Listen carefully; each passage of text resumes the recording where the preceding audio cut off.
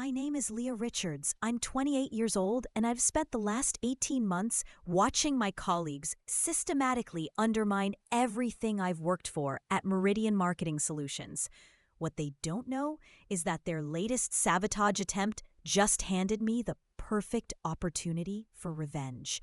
As I sit here in my modest Honda Civic outside the office building, clutching the USB drive containing 6 months of recorded conversations, I can't help but smile. They think I'm just another disposable junior account executive. They have no idea who they're really dealing with. The whole mess started when I joined Meridian's Chicago office after completing my MBA at Northwestern. I'd deliberately chosen to use my mother's maiden name on my resume and kept my background deliberately vague during interviews. I wanted to succeed on my own merits, not because of family connections or inherited wealth. My colleagues saw a quiet, unassuming woman in thrift store blazers who brought homemade lunches in Tupperware containers. They assumed I was struggling financially, probably drowning in student debt like most people my age. If only they knew that my trust fund could buy their entire company twice over. Marcus Chen and Jennifer Walsh were the worst offenders. Both senior account managers in their early 30s, they'd formed an unofficial alliance against me from day one. Marcus, with his expensive suits and constant bragging about his BMW lease, seemed personally offended by my presence in client meetings. Jennifer, whose daddy had gotten her the job through his golf buddy connections, treated me like an incompetent intern despite my advanced degree and previous consulting experience. They'd exchange knowing looks whenever I spoke up in meetings, whisper behind my back at office parties, and consistently take credit for my research and ideas. The pattern became painfully obvious within my first 3 months. I'd spend weeks developing comprehensive market analysis reports, only to watch Marcus present them as his own work to clients. Jennifer would steal my creative concepts for advertising campaigns, then act surprised when I mentioned my contributions. During team meetings, they'd interrupt me mid-sentence, dismiss my suggestions without consideration, or simply talk over me as if I weren't there. Our supervisor, David Morrison, either didn't notice or didn't care about their behavior. He was too busy playing politics with upper management to pay attention to junior staff dynamics.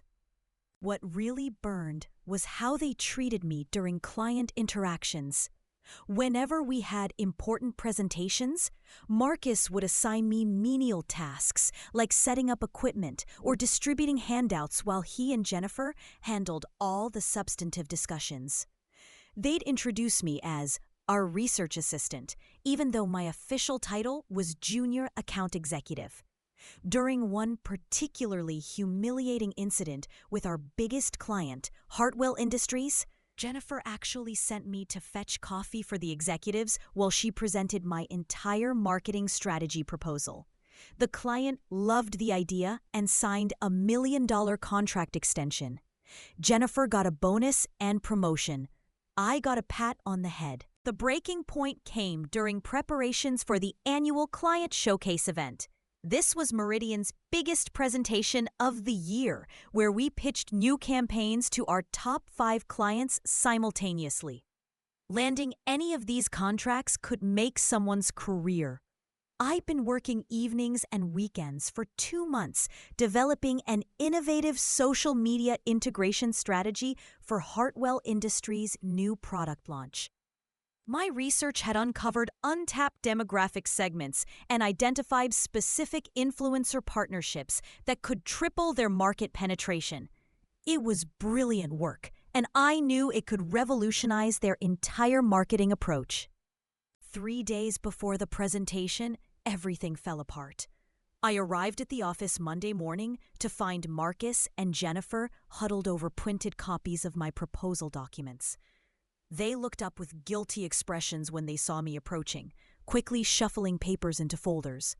"Morning, Leah," Marcus said with fake cheerfulness. "David wants to see you in his office right away. Something about reassigning presentation duties." My stomach dropped. I'd spent countless hours perfecting every detail of that proposal, running financial projections and creating detailed implementation timelines. There was no way they were taking this away from me. David's office felt like a tribunal. He sat behind his massive mahogany desk while Marcus and Jennifer flanked him like prosecuting attorneys. "Leah, we've been reviewing your work on the Hartwell proposal," David began, his tone suggesting he was delivering bad news. "While your research efforts are appreciated, we've decided that Marcus and Jennifer should handle the actual presentation. This is too important for someone at your experience level." I felt my face burning with humiliation and rage. "But sir, this is entirely my work.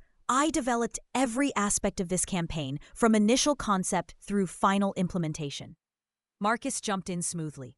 "We appreciate your contributions to the research phase, but strategic presentations require seasoned professionals." The dismissal was swift and brutal. They were reassigning me to handle logistics for the event, booking catering, arranging seating charts, coordinating audiovisual equipment. Essentially, they were demoting me to party planner while they presented my work as their own. Jennifer even had the audacity to pat my shoulder sympathetically. "Don't worry, sweetie. You'll get your chance eventually. We all had to pay our dues starting out." The condescension in her voice made my hands clench into fists. They thought I was powerless, just another desperate young professional who'd accept whatever scraps they threw my way. They were about to learn how wrong they were. That evening, I made a decision that would change everything. Instead of sulking or looking for another job, I decided to gather evidence of their systematic sabotage and theft of my work. I knew that direct confrontation would be pointless. It would be my word against two senior employees with established relationships throughout the company. But if I could document their behavior and prove they'd stolen my intellectual property, I'd have leverage they never saw coming. I started by installing a small digital recorder in my blazer pocket, making sure to capture every interaction with Marcus, Jennifer, and David. The recordings were even more damning than I'd hoped. Over the next few days, I captured Marcus explicitly discussing how to present my Hartwell strategy as his own idea. "We just need to make sure Leah doesn't get any FaceTime with the client," he told Jennifer during what they thought was a private conversation in the break room. "If she starts talking about demographic analysis and influencer partnerships, they'll realize she developed the whole concept." Jennifer's response was equally incriminating. "Don't worry, I've already told David that she's not ready for client-facing presentations. He trusts my judgment completely." Their arrogance was breathtaking. They discussed dividing up aspects of my proposal between them, deciding who would present which sections to maximize their individual credit. Marcus wanted to focus on the financial projections because numbers always impress executives. Jennifer claimed the creative campaign elements because visual presentations are more memorable. They even joked about my cute little charts and wondered aloud whether I'd actually understand the strategic implications of my own research. Every word was captured in crystal clear digital audio, creating an irrefutable record of their theft and conspiracy. The day of the presentation arrived with typical corporate fanfare. Meridian's main conference room had been transformed into a multimedia showcase with multiple screens, professional lighting, and seating for 30 executives from our top client companies. I played my assigned role perfectly, checking microphone levels and ensuring everyone had copies of the presentation materials. Marcus and Jennifer were in their element, networking with clients and accepting congratulations on their innovative approach to social media marketing. Neither of them noticed the small recording device I'd placed near the presenter's podium. The presentation itself was a masterpiece of stolen brilliance. Marcus delivered my financial analysis with practiced confidence, explaining market penetration strategies and projected ROI calculations as if he'd developed them personally. Jennifer showcased my creative campaign concepts with theatrical flair, describing influencer partnership networks and demographic targeting with enthusiasm that might have been convincing if I didn't know better. The clients were impressed, asking detailed questions about implementation timelines and budget allocations. Marcus and Jennifer fielded every inquiry smoothly, using research I'd provided them in my original documentation. When Hartwell's CEO asked about the inspiration behind the campaign strategy, Jennifer delivered her practiced response without missing a beat. This concept emerged from extensive market research and creative brainstorming sessions our team conducted over several months. We identified key demographic gaps and developed innovative solutions to reach previously untapped customer segments. She was literally describing my work process while taking full credit for the results. The audacity was stunning, but it was also exactly what I needed to complete my evidence file. After the presentation ended to enthusiastic applause, I watched Marcus and Jennifer bask in congratulations from colleagues and clients alike. David Morrison beamed with pride as he discussed their exceptional strategic thinking and innovative approach to digital marketing integration. Several executives requested follow-up meetings to discuss implementing similar strategies for their own products. Marcus was already calculating his commission bonuses while Jennifer networked for future career opportunities. They thought they'd executed the perfect crime, stealing my work so cleanly that I'd have no recourse for complaint. What they didn't know was that I'd been preparing my counterstrike for weeks. During my lunch breaks, I'd been making copies of every document, email, and preliminary draft that proved the Hartwell campaign was entirely my creation. I had time-stamped computer files showing the evolution of my research from initial concept through final presentation. I had email threads where I'd sent Marcus and Jennifer specific sections for their review and input. Most importantly, I had 6 hours of recorded conversations where they explicitly discussed stealing my work and preventing me from receiving appropriate credit. But my ace in the hole wasn't just the evidence I'd gathered. It was who I planned to send it to. While my colleagues assumed I was just another struggling millennial with student loans and career anxiety, the truth was considerably more complicated. My father, Robert Richards, happened to be the founder and majority shareholder of Richards Investment Group, one of the largest private equity firms in the Midwest. RIG owned controlling interests in dozens of companies, including a significant stake in Meridian Marketing Solutions. David Morrison's boss reported directly to executives my father had dinner with regularly. That evening, I compiled everything into a comprehensive evidence package. The USB drive contained audio recordings, document comparisons, email threads, and a detailed timeline showing how Marcus and Jennifer had systematically stolen my work over 18 months. I wrote a cover letter explaining the situation objectively, focusing on the intellectual property theft and professional misconduct rather than personal grievances. Then I addressed the package to CEO Michael Hartwell of Hartwell Industries, with copies to Meridian's board of directors and my father's investment group. It was time for my colleagues to learn about consequences. I hand-delivered the package to CEO Hartwell's office Tuesday morning, ensuring his executive assistant understood the urgency and confidential nature of the contents. By Thursday afternoon, my phone was ringing with calls from corporate lawyers, human resources directors, and very nervous executives. The recordings had created exactly the explosion I'd anticipated. Hartwell Industries was furious about being deceived regarding the true authorship of their marketing campaign. Meridian's board was demanding immediate investigations into professional conduct violations. Most satisfying of all, David Morrison was scrambling to explain how his department had allowed such blatant intellectual property theft. The confrontation happened Friday morning in Meridian's main conference room, the same space where Marcus and Jennifer had presented my stolen work just days earlier.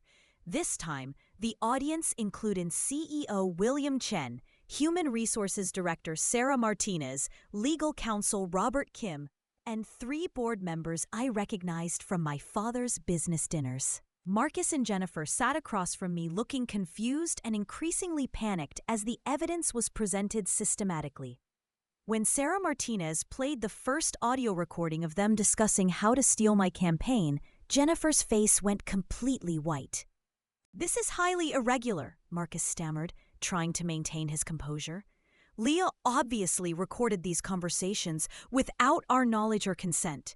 This could be considered corporate espionage or workplace harassment. His desperate attempt at legal maneuvering only made things worse." Robert Kim responded coolly. "Actually, Illinois is a one-party consent state for audio recordings. Miss Richards was legally entitled to document conversations she participated in. More importantly, these recordings provide clear evidence of intellectual property theft and conspiracy to defraud our client." Jennifer tried a different approach, appealing to sympathy and painting herself as the victim. "I think there's been a serious misunderstanding here. Leah contributed to our team research efforts, certainly, but the strategic development and presentation were collaborative processes. We never intended to minimize her contributions." Her performance was unconvincing, especially when Sarah Martinez produced email evidence showing Jennifer explicitly instructing David Morrison to exclude me from client meetings for my own professional development. The final nail in their coffin came when CEO Chen addressed the financial implications. Hartwell Industries has invested over $2 million in this marketing campaign based on presentations they believed represented our company's collective expertise and integrity. They're now questioning whether they can trust any future work from Meridian given this breach of professional ethics. We're potentially looking at contract cancellations, legal liability, and permanent damage to our corporate reputation. Marcus and Jennifer exchanged panicked glances as the full scope of their consequences became clear. David Morrison's attempt to shift blame was particularly pathetic. "I relied on my senior staff to manage project assignments and presentation responsibilities appropriately. If there were issues with attribution or credit allocation, they should have been brought to my attention through proper channels." It was a coward's defense, throwing his subordinates under the bus while claiming ignorance of their behavior. CEO Chen's response was swift and merciless. "As department manager, you're ultimately responsible for professional conduct within your team. The fact that you failed to recognize or prevent this situation raises serious questions about your leadership capabilities." The immediate consequences were devastating and satisfying in equal measure. Marcus and Jennifer were terminated effective immediately, with their final paychecks withheld pending legal review of potential damages owed to the company. David Morrison was demoted to junior manager status with a significant salary reduction and permanent notation in his personnel file. All 3 would struggle to find comparable positions elsewhere once word spread through Chicago's interconnected marketing community. Their reputations were destroyed, their career trajectories permanently derailed by their own arrogance and greed. But the personal vindication was even sweeter than their professional destruction. As security escorted Marcus and Jennifer from the building with boxes of personal belongings, I watched from my office window with deep satisfaction. They'd spent months treating me like an incompetent child, dismissing my contributions and stealing my work because they assumed I was powerless to fight back. Now they were facing unemployment, legal liability, and industry blacklisting because they'd underestimated exactly who they were dealing with. The quiet, unassuming girl in thrift store blazers had just ended their careers. The aftermath brought changes I hadn't fully anticipated. CEO Chen called me into his office Monday morning to discuss my future with the company.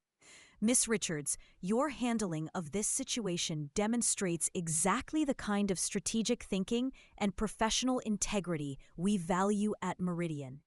We'd like to offer you Marcus Chen's former position as Senior Account Manager with a significant salary increase and immediate promotion to our Executive Development track. It was everything I worked toward, achieved not through family connections but by proving my competence and character under pressure.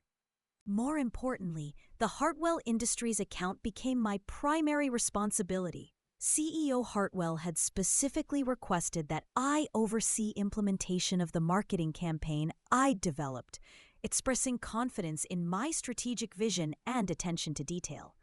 The irony was perfect. Marcus and Jennifer had stolen my work to advance their own careers. But their sabotage had ultimately resulted in my receiving direct client relationships and executive recognition they'd never achieved. Justice had a delicious sense of humor. The story spread quickly through Chicago's corporate community, becoming a cautionary tale about workplace ethics and the dangers of underestimating colleagues. I received LinkedIn messages from other young professionals who'd experienced similar treatment, thanking me for standing up against intellectual property theft and systematic workplace discrimination. Several women in marketing reached out to share their own stories of having ideas stolen by male colleagues who assumed they were too passive or desperate to fight back effectively. My family's reaction was mixed, but ultimately supportive. My father admitted he'd been worried about my decision to work under an assumed name without leveraging family connections. "I'm proud of you for succeeding on your own merits," he said during our weekly dinner. "But I'm even prouder that you stood up for yourself when faced with injustice. Too many people accept mistreatment because they're afraid of consequences. You proved that fighting back intelligently can be more powerful than any family influence." My mother just smiled and said she'd never doubted I could handle myself in any situation.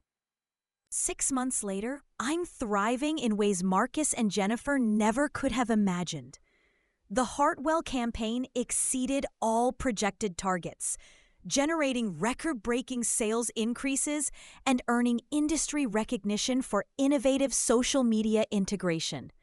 I've been promoted again to Director of Strategic Accounts, with responsibility for Meridian's 5 largest clients and a team of junior executives reporting to me. The scared, quiet girl they'd tried to crush had become everything they'd pretended to be, achieving success through competence rather than theft. The final twist came when Jennifer reached out through a mutual acquaintance, asking if I'd provide a professional reference for her job applications. The request was simultaneously pathetic and infuriating. She apparently believed that enough time had passed for me to forget her systematic sabotage and help rebuild the career she'd destroyed through her own actions. My response was brief and definitive. Professional references are based on professional behavior. Your conduct at Meridian disqualifies you from any positive recommendation I might provide. Some bridges once burned can never be rebuilt. Looking back, I realized that Marcus and Jennifer's sabotage was actually the best thing that could have happened to my career. Their theft forced me to document everything meticulously, creating an irrefutable record of my capabilities and work quality. Their conspiracy gave me leverage to demand the recognition and advancement I deserved. Most importantly, their underestimation of my resources and determination taught me never to accept mistreatment passively. Sometimes the best revenge is simply proving that you're everything your enemies feared you might become. Today, as I sit in my corner office overlooking Lake Michigan, I think about the lessons learned from this experience. Corporate environments can be brutal for women, especially young women who appear vulnerable or inexperienced. But they're also environments where documentation, evidence, and strategic thinking can level playing fields that seem impossibly tilted. Marcus and Jennifer thought they could steal my work because they assumed I lacked the power or connections to fight back effectively.